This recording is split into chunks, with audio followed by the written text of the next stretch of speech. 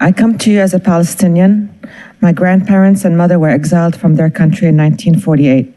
They lost everything, their homes, their business, their citizenship status, their family cohesion. Everything they had, they lost, and they built it again, another country that didn't want them.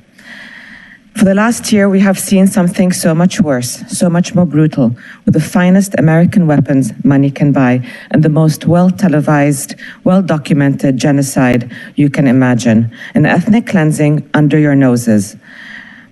The Human Rights Commission came to you 6 months ago and asked you to approve a ceasefire resolution, and you declined.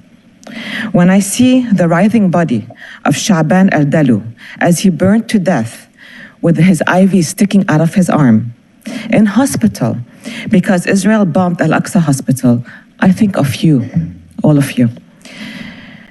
When I see the shredded body of Sidra Hassouna hanging from the wall of a residential building where she lived, without any legs, I think of you, Mayor Wilson.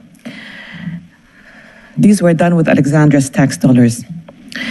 When I hear the fearful pleas of Hind Rajab, 7 years old, hiding in the car next to the bullet-ridden body of her cousin, as the Israeli tanks approached her, and after they shot to death the paramedics that came to save her, I think of you. Israeli tanks ended up spraying the car until the life was snuffed out of her. Medical researchers, as far back as July, are saying 186,000 are dead in Gaza. 8% of the population, 2/3 are women and children. And when I think of these numbers, I think of you.